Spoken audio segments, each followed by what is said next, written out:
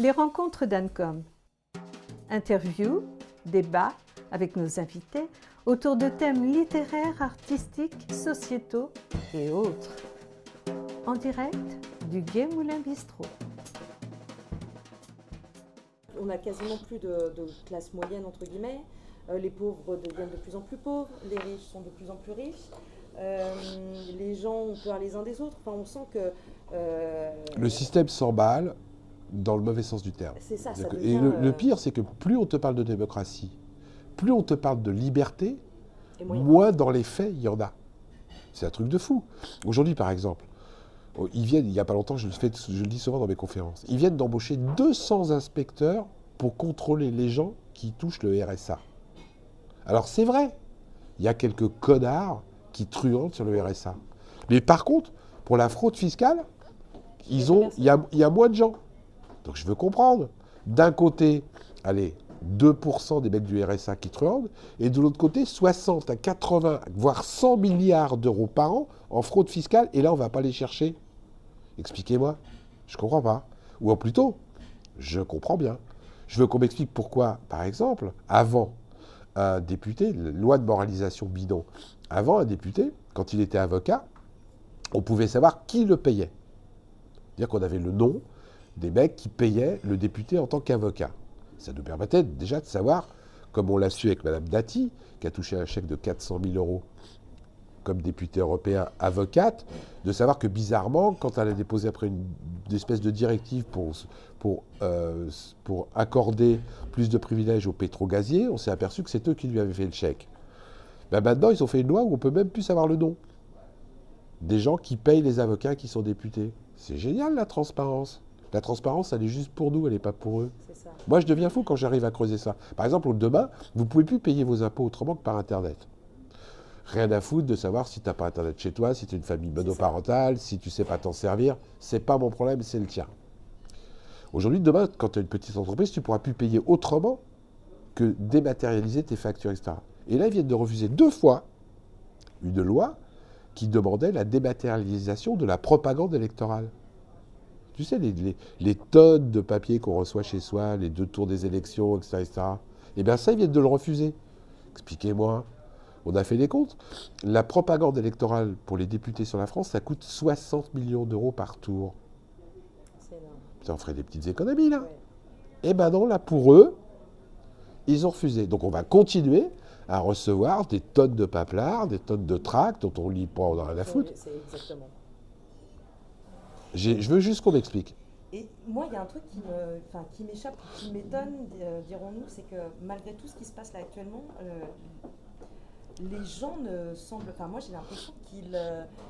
alors, soit qu'ils sont complètement à côté de la plaque, soit qu'ils sont tellement là que... Voilà, ils laissent tomber, quoi. Parce que chacun essaye de défendre sa peau, pour l'instant, et de plus en plus. Et le système fait qu'on entraîne les gens à sauver d'abord leur peau et pas s'occuper des autres. Mais c'est l'histoire de Charlot, hein. Mais justement, comment... On se retourne pour dire c'est toi qui vas, c'est toi, puis à la fin, il n'y a plus personne. Ou tu sais, c'est l'histoire que je sors sous-temps, qui est passée à un moment donné, où un jour, il y a des mecs qui viennent dans une traction, mais qui emmènent l'Afghan du coin, et ils remarquent que personne ne bouge. Et puis le lendemain, ils viennent et ils emmènent les homosexuels. Et puis dans le quartier, personne ne bouge. Et puis le lendemain, ils viennent et ils emmènent les noirs. Personne ne bouge. Le lendemain, ils viennent, ils emmènent les juifs. Puis personne ne bouge. Et puis à un moment donné, tu es tout seul et personne vient te défendre, parce que c'est toi qui viens te chercher. On en est là. Est-ce qu'il n'y a pas moyen de travailler avec des avocats, faire des recours collectifs? Enfin, mais il y a des gens, il y a un type que j'adore qui s'appelle David Koubi, qui s'est battu et qui en a pris plein la gueule lui aussi, parce que c'est pas simple le système. Il faut qu'on trouve d'autres systèmes aujourd'hui que la légalisation, parce que, je vais t'expliquer, ces types-là, ils ont de l'argent. Donc eux, ils peuvent payer des bons avocats. Monsieur Bolloré, quand il fait un procès, il demande jusqu'à 52 millions de dommages et intérêts. 52 millions de dommages et intérêts. Le type en face qui se fait attaquer, qu'est-ce que tu veux qu'il réplique? Le système est verrouillé à la base. Quand tu sais qu'un élu de haut de gamme a open bar chez l'avocat, je le dis, je l'ai écrit dans un de mes livres, de la Noé, pour une nana qui avait fait des conneries, il lui a payé jusqu'à 5 avocats. 5 payés sur tes deniers. Et pas des petits avocats, des bons avocats. Donc c'est vachement dur de se défendre. Donc c'est pas le bon système. Aujourd'hui, il faut inventer des nouveaux systèmes. et alors justement, dans l'idée de changer de paradigme, Tu as des idées, Oui, des déjà, projets, déjà informer, dire, savoir. Tous ces systèmes ne fonctionnent que sur l'opacité. L'opacité. Et puis après, il faut se prendre en main. Parce que je veux dire, moi, je suis parrain d'une association qui s'appelle iboycott.org, avec qui je bosse beaucoup, Oui. où on fait du boycott bienveillant. Aujourd'hui, on est encore dans une société où je ne dis pas qu'il ne faut pas acheter un produit, je dis simplement qu'on peut en acheter un autre. C'est vrai que le consommateur oublie qu'il a Nous sommes. pouvoir, c'est ça, c'est dans le portefeuille. Mais c'est nous, là. Exactement. Un riche n'est riche que parce qu'il y a des pauvres. Et parce qu'on veut bien effectivement donner le billet là où À partir du moment où tu le mets ailleurs, ton billet, ça change la donne. ils sont morts. On a gagné comme ça avec les boîtes de conserve Petit Navire. Les boîtes de conserve Petit Navire, on s'est aperçu que leur méthode de dragage des poissons était innommable. Ils grattaient, ils en avaient pour récupérer 3 thons, ils tuaient je ne sais pas combien. On a lancé un boycott bienveillant en disant aux gens d'acheter plus Petit Navire, achetez d'autres boîtes de thon. 3 mois après, Petit Navire changeait ses méthodes. Comme quoi ça fonctionne. C'est nous le nombre, c'est nous les acteurs de la société. Et on laisse ces gens-là décider pour nous. Et on les laisse nous manipuler. Mais sur le boycott, il y a Boycott bienveillant. Il y a boycott bienveillant. Parce que le boycott est interdit soi-disant par la loi. C'est ce que mais j'allais y venir justement. Beaucoup de gens le pointent du doigt en parlant en essayant d'expliquer que le boycott serait plutôt, bon je vais lâcher le mot, hein, même si c'est pas le thème, antisémite. Oui. Comme l'abstention est la meilleure solution pour se débarrasser des élus politiques. Tout ça, c'est de la manipulation. Et les gens plongent. Parce que quand le pouvoir leur dit, ben, ils le croient. Quand c'est des gens intelligents qui disent, rappelez-vous, arrêtez d'être idiots. Moi, je me rappellerai toujours de ce mec qui est venu nous voir à la télé pour dire l'amiante, mais c'est pas dangereux. Ou l'autre, la sommité. Je me rappelle, j'étais jeune. Non, le nuage de Tchernobyl, il s'est arrêté à la frontière et puis il a fait un petit détour. Et les gens le croient. Mais aujourd'hui, on a les preuves que ces gens-là nous mentent. Quand vous voyez Fukushima, j'arrive jamais à le dire. À ce que je sache, hier, de s'approcher à 20 km de Fukushima, c'était mortel. C'était mortel. Eh bien, ils viennent de changer les normes. Maintenant, c'est plus mortel, tu peux y aller. Et puis ce qu'il y a de beau aussi, c'est que... Comme ils ont besoin que les gens y retournent de façon économique, ils ont augmenté le taux des normes. Donc ce qui était dangereux hier, bizarrement, aujourd'hui, le même taux, c'est plus dangereux. Expliquez-moi. Et puis Macron a vendu des réacteurs quand même en Inde. Mais oui, mais ça, je suis un foudrage. On est contre le nucléaire. Sur des failles sismiques. Mais on est contre. Donc le Fukushima va se... On est contre le nucléaire et on va les vendre à l'étranger. Moi, je me suis battu contre l'huile et le gaz de schiste en France. Il y a une loi qui est soi-disant passée en 2040, il n'y en aura plus. Et je vois qu'on va continuer à faire de la fracturation à l'étranger. Mais attendez, si c'est pas bon chez moi, c'est pas bon à l'extérieur. Pourquoi c'est bon à l'extérieur?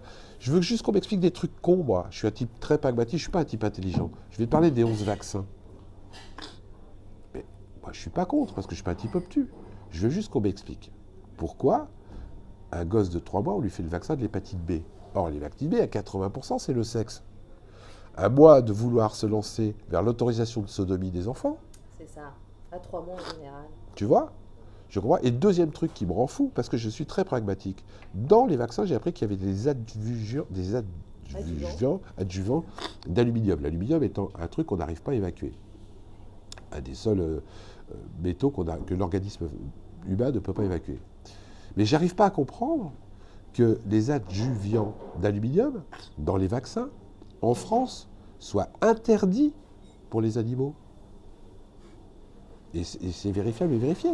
Aujourd'hui, tu vas faire vacciner ton chien ou ton chat, il est interdit de leur faire un vaccin avec un adjuvant d'aluminium. En revanche, c'est la loi. Hein. Un petit bébé de 3 mois, c'est pas grave. J'ai du mal, putain. Un chien interdit, un enfant autorisé. Expliquez-moi. Et moi, je suis imparable quand je fais ça. Est-ce qu'on pourrait pas Casier dire judiciaire vierge, c'est imparable. Il y a encore 400 métiers où tu ne peux pas travailler si tu ne présentes pas un casier judiciaire vierge. Je le dis souvent, pour travailler dans une mairie, tu es obligé d'avoir un casier. Si tu es condamné pendant que tu es dans la mairie fonctionnaire, tu peux être viré sans indemnité, sans droit à la retraite. Par contre, tu peux diriger la mairie en ayant violé, etc. Si tu n'as pas de peine d'inéligibilité, il n'y a pas de problème. De qui se moque-t-on? Donc tu nous expliquais qu'il y avait 400 professions pour lesquelles il fallait absolument présenter un casier. Oui, j'ai référencé dans mes livres 400 professions où il faut présenter un casier judiciaire vierge. Je ne comprends toujours pas que Macron ait menti à la télévision devant tout le monde en disant qu'aujourd'hui, plus aucun élu ne pouvait se présenter avec un casier B2. C'est faux, c'est un mensonge. Et est-ce que tu vas refaire une pétition justement? Ah mais je continue la pétition et je Continue lâche pas le toujours. morceau. De toute manière, je ne lâcherai pas parce que c'est un non-sens. Comment ça se fait que toi, tu es obligé d'en présenter un en tant que salarié et qu'en tant qu'élu, qui sont censés représenter la population, eux, ils n'ont pas besoin d'en présenter un. Aujourd'hui, le maire de Pesdas vient d'être condamné. Il n'a pas d'inéligibilité, donc peut toujours être élu. Il y a un député à La Réunion qui vient d'être condamné. Il est toujours député. C'est inadmissible. Au-delà du fait que tu présentes cette pétition, et puis tu bouges énormément, tu parcours toute la France, Ouais. tu donnes énormément d'interviews, de conférences. Je ne me fais pas payer, hein, je précise bien. Mais bien sûr, mais tu es quelqu'un de terrain. Tu essayes justement d'informer les gens et de leur faire prendre conscience du système dans lequel on vit. Est-ce que tu vas être présent sur... je sais qu'au mois de mai, beaucoup de manifestations sont prévues sur Paris. Est-ce que Il y en a tu quelques-unes vas où je risque joindre- d'y aller, mais bon, je fais très attention à ne pas aller non plus partout, parce qu'après, il suffit que je me déplace quelque part pour que les gens me mettent une étiquette, et justement, moi, j'ai pas Tu ne veux d'étiquette. pas... Je comprends. Pour rester justement pleinement indépendant et pouvoir être Je, objectif. je veux être indépendant, très bien, et je veux pouvoir critiquer la droite et la gauche, la le gauche. centre et les extrêmes. Et voilà, donc je ne suis pas plus Asselineau que Jean Lassalle, que Nicolas Dupont-Aignan, que Macron. Je suis juste contre la corruption. Et pourvu que ça dure. Parce qu'il y a du boulot. Bah, là, malheureusement, il y a du boulot. Euh, Mais la corruption devient légale en plus maintenant, c'est ça qui est fou. puis, ouais. Il légalise la corruption. Il y a des textes de loi où c'est légalisé. Avant, par exemple, le secret des affaires. Non, bah non, tu ne peux ne plus dénoncer de malversation dans une entreprise, tu risques d'être mis en examen parce que tu as dérangé le secret des affaires. D'ailleurs, c'est un peu ce qui s'est passé avec... Attends, je vais t'en donner une meilleure que personne n'a renoté. Le produit intérieur brut. D'accord?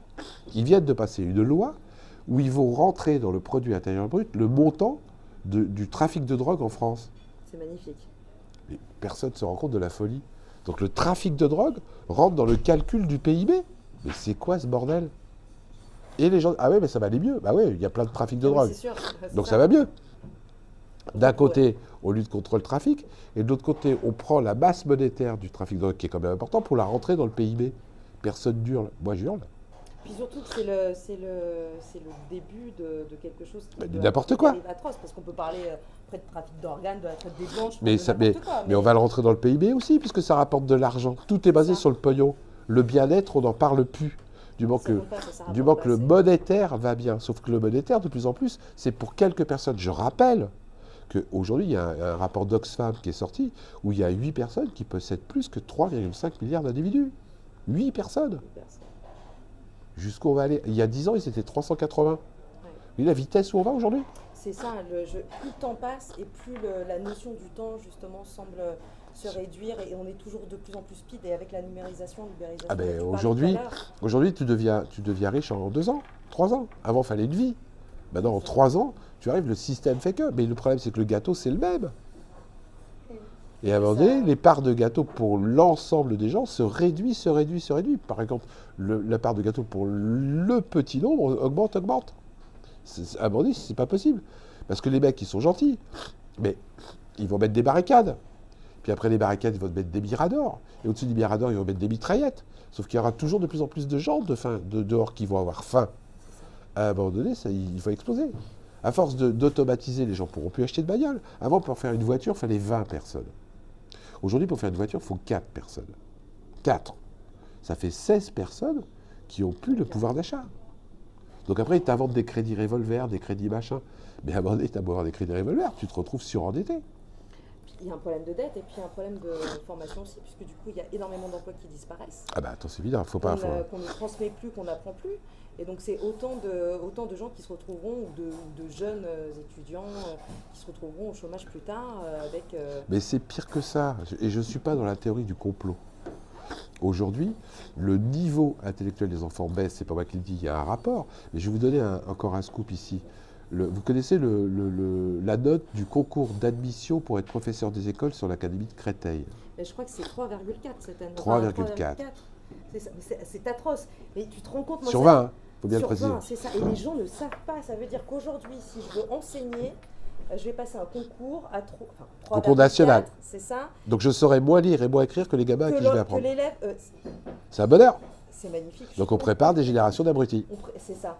Mais parce que les abrutis sont plus faciles à amener, là on veut les Tu rajoutes à ça un petit peu de cultuel, un petit peu de machin, etc. Et on est bon. Mais on est mort.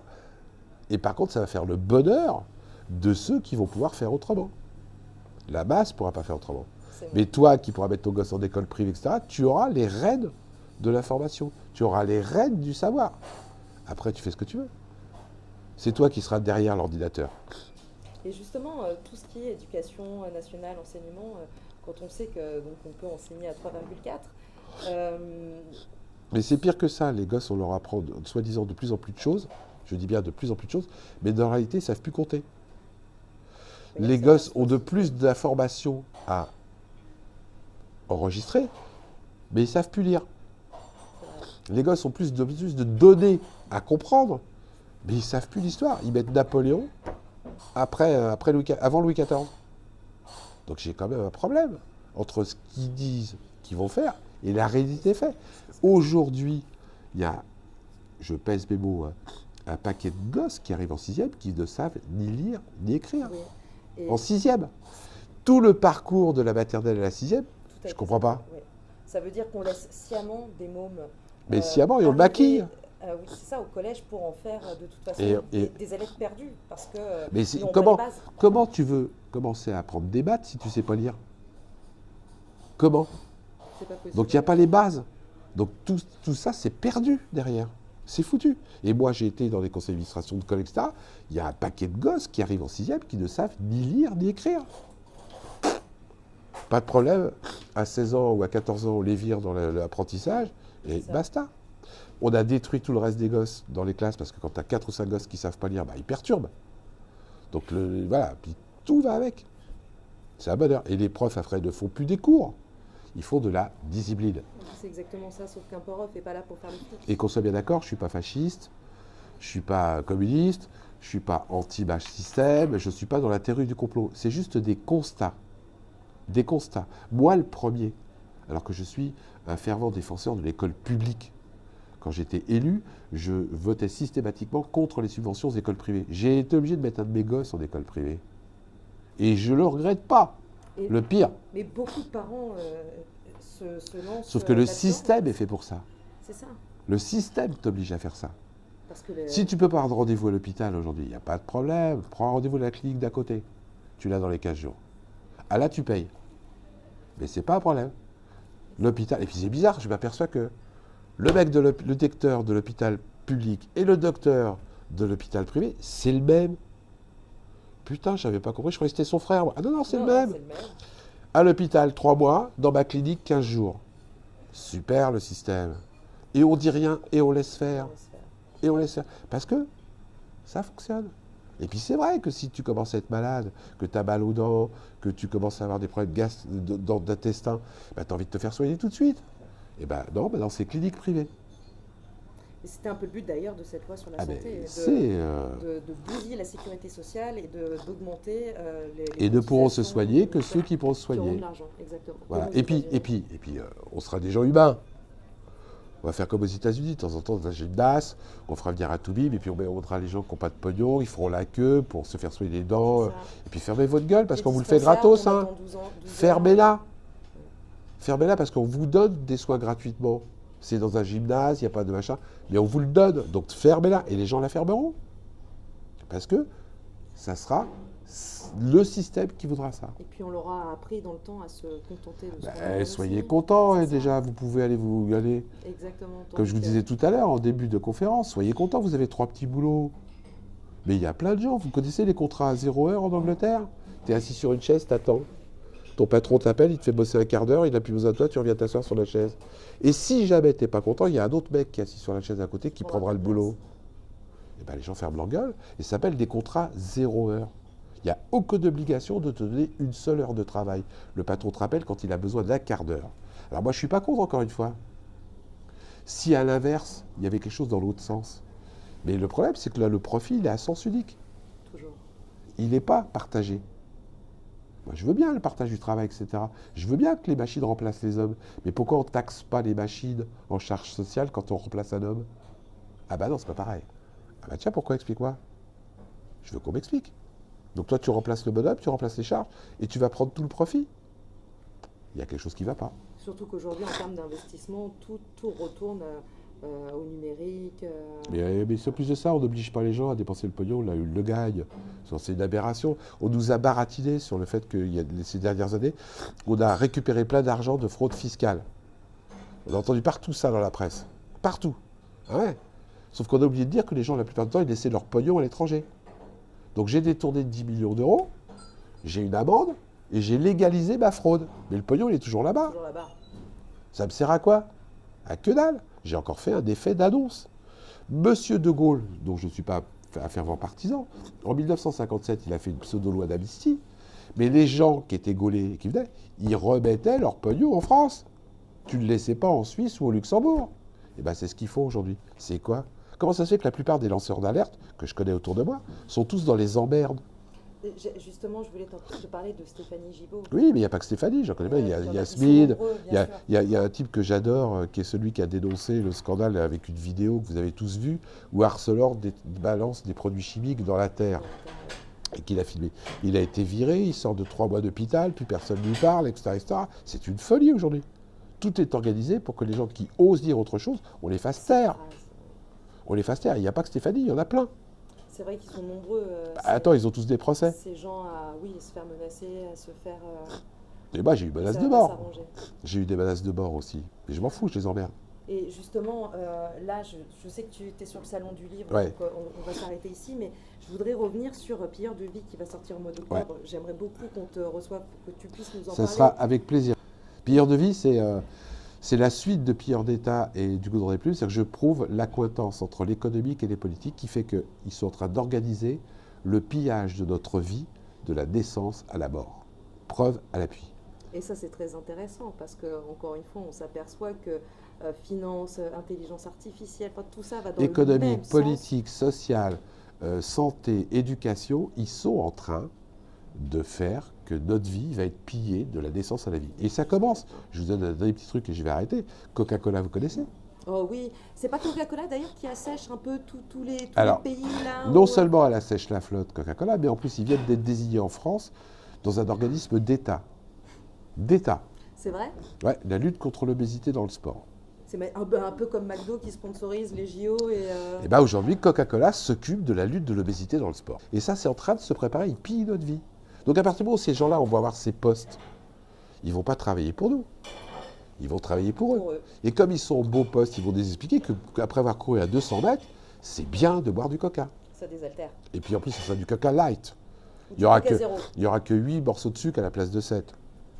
Mais les gens diront, ah, c'est bon. Et bien c'est ce qu'ils sont en train de nous préparer, dans plein de domaines.